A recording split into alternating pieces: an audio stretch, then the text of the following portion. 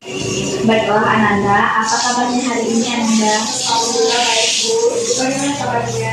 Oh, alhamdulillah baik. Oh iya, ada apa Ananda datang ke sini? Ada apa ya? Ada yang bisa dibantu? Ya Bu, saya perlu sama Ibu.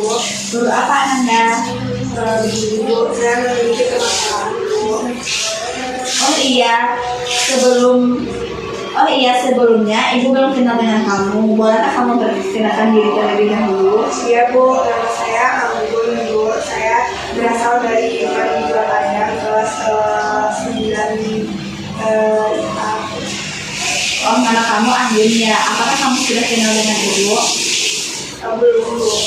Baiklah, di sini Ibu akan memperkenalkan diri terlebih dahulu. Perkenalkan nama Ibu Khairin Anissa, bisa dipanggil Ibu Anissa ya. Ya Bu. Sebelumnya, apakah kamu sudah pernah melakukan proses konseling dengan guru BK yang lainnya? Belum Bu. Oh, berarti kamu belum tahu apa itu proses konseling. Oke, di sini Ibu akan menjelaskan apa itu proses konseling. Proses konseling adalah suatu proses yang dilakukan oleh klien dan konselor untuk mencari solusi terhadap permasalahan yang dialami oleh klien. Apakah kamu mengerti? Dan di sini bisakah kamu menceritakan permasalahan kamu yang sedang kamu alami saat ini? Tapi Bu, nanti kalau sama orang tua saya ya Bu. Iya Ananda, Ibu tidak akan bilang kepada siapapun karena dalam proses konseling ada yang dinamakan alas kerahasiaan dan seorang konselor harus menjaga rahasia klien. Sejak saya tampil presentasi di kelas, saya butuh Bu dan terus suara saya kayak tidak mau keluar Bu pada saat saya berbicara.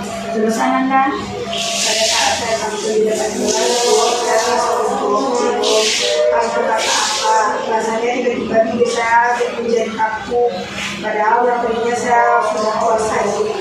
oh terus, Saya ingin juga berani pada saat kami berdebat kelas Bu, ya teman-teman guru saya yang lain, belajar dan tidak ke teman-teman Bu. tapi kalau misalkan tidak ada kondisi belajar terus kamu berbicara di depan kelas, apa kamu masih gugup? Iya Bu, masih sama, tapi tidak kayak presentasi Bu. Jadi berarti kamu ini tidak percaya diri untuk tampil di depan kelas dan di depan banyak orang. Iya Bu. Jadi pada saat giliran presentasi di kelas, apa yang kamu lakukan pada saat kamu merasa gugup? Saya berpikir Bu, apa yang harus saya lakukan supaya secepatnya saya selesai presentasi Bu. Terus saya kembali ke tempat dulu. Jadi bagaimana perasaanmu waktu disuruh maju di depan kelas terus kamu merasa gugup? Iya Bu, iya Bu, saya merasa malu Bu. Di situ saya berpikir negatif sama diri saya sendiri, tapi mau apalagi Bu, itu kan sudah giliran saya. Berpikir negatif bagaimana Ananda? Saya berpikir Bu bahwa saya tidak akan bisa presentasi karena setiap saya berbicara di depan kelas dan di depan saya sengaja duduk dan ada guru dan teman pasti saya gitu ya tersebut. Jadi itu yang membuat pikiran saya penuh karena saya Tidak boleh berpikir seperti itu Anggun. Jadi itulah yang membuat kamu menjadi patah semangat. Tidak boleh berpikir seperti itu Anggun. Jadi itulah yang membuat kamu menjadi patah semangat dan membuat konsentrasi kamu terpecah belah. iya Bu. Jadi apa tujuanmu dalam melakukan proses konseling? Saya ingin supaya saya bisa lancar bicara di depan banyak orang. Terus saya tidak gugup lagi pas saya ditunjuk di depan untuk presentasi Bu. Paling tidak kalau saya disuruh maju sama guru, di sini saya berani Bu. Iya, tujuan konseling kita supaya kamu bisa berbicara di depan teman-temanmu dan di depan kelas agar presentasimu lancar dengan menghilangkan ketidakpercayaan dirimu, agar nantinya kamu tidak gugup lagi. Paling tidak kamu berani maju kalau disuruh guru untuk presentasi di depan kelas. Ya Bu, itu pikir saya Bu.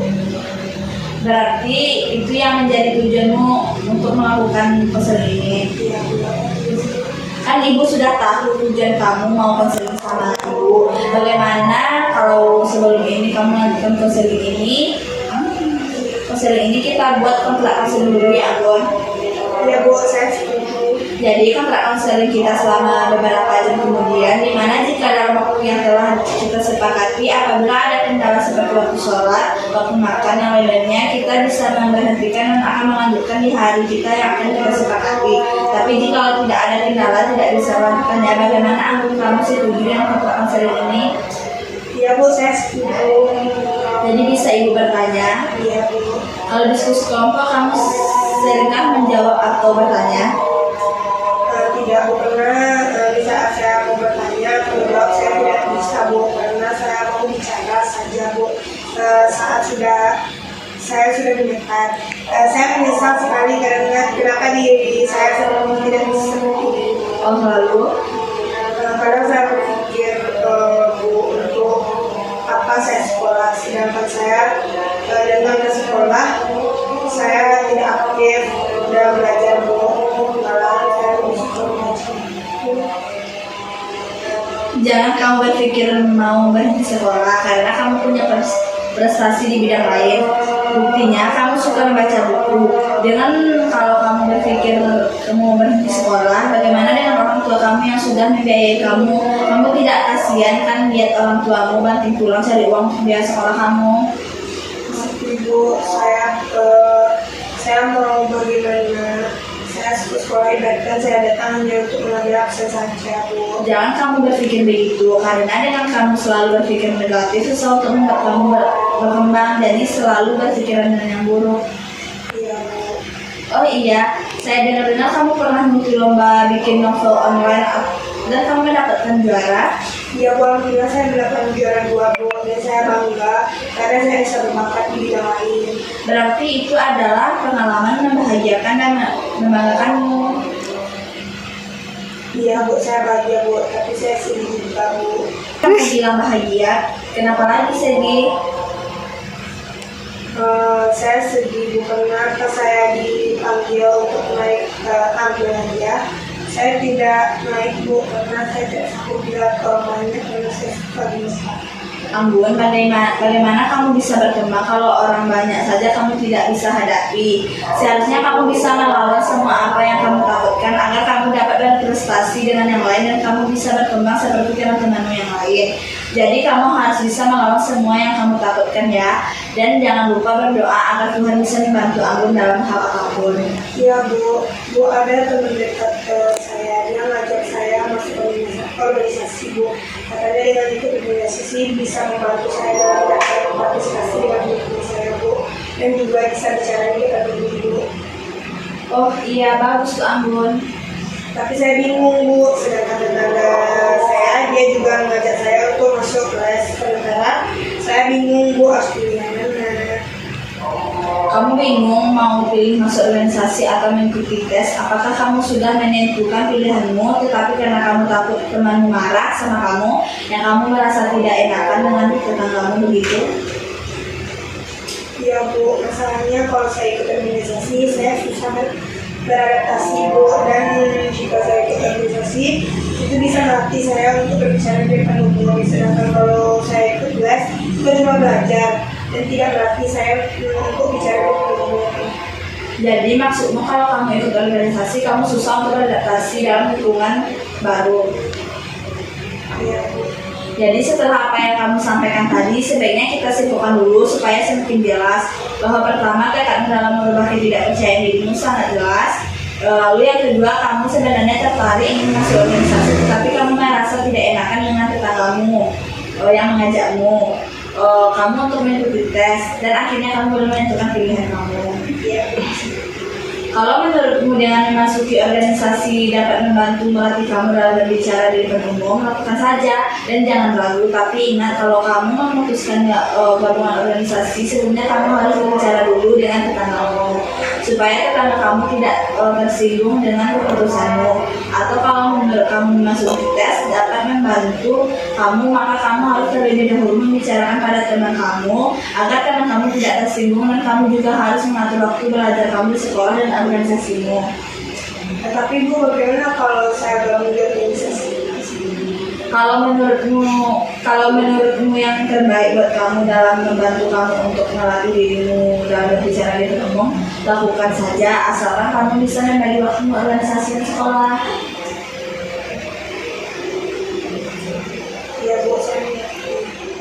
Karena berdasarkan kontrak kita selama 1,5 jam, maka kita akhiri konseling kita. Tapi sebelumnya kita evaluasi dulu konseling kita yang kita lakukan ini. Iya Bu. Oke, kamu juga sudah mengambil keputusan bahwa kamu akan berusaha untuk menghilangkan rasa ketidakpercayaan diri kamu dengan bisa melakukan presentasi di depan teman-temanmu. Tetapi sebelumnya saya mau tanya dulu, bagaimana perasaan selama konseling ini berlangsung? Alhamdulillah Bu, saya lega dan terima. Setelah mendapat solusi dari masalah saya ini, saya akan banggakan bahwa saya pasti bisa presentasi di depan kelas, saya bisa hadir semua di lain. Jadi selanjutnya langkah apa yang akan kamu ambil dari konseling kita ini? Langkah yang saya ambil, pertama saya mau bicara dulu sama tetangga saya Bu, bahwa saya tidak bisa mengikuti les besarnya karena saya ingin mengikuti les, tidak bisa melatih diri saya untuk berbicara di depan umum. Dan kedua, saya akan melakukan organisasi dengan di sekolah. Alhamdulillah kalau begitu, semoga dengan apa yang usaha kamu lakukan dapat menghasilkan hasil yang baik. Seperti kata pepatah bahwa tidak ada usaha yang mengkhianati hasil. Ya Bu, terima kasih Bu. Syukurlah kalau begitu. Nah, karena sesuai dengan kontrak yang kita sepakati, konseling kita sampai di sini dulu ya. Kamu sudah mendapatkan solusi dari masalahmu. Ini dan kamu harus tahu bahwa konseling ini bukan untuk menyelesaikan masalah kamu, melainkan ibu cuma bisa memberikan kamu solusi untuk menyelesaikan masalahmu. Tergantung dari apa yang kamu bilang tadi, insya Allah masalah kamu akan terselesaikan. Ya Bu. Baiklah, karena waktu kita sudah habis, kita akhiri konseling kita hari ini. Baik Bu, terima kasih. Apa masih ada yang mau kamu sampaikan? Ya Bu. Nah, sekian terima kasih.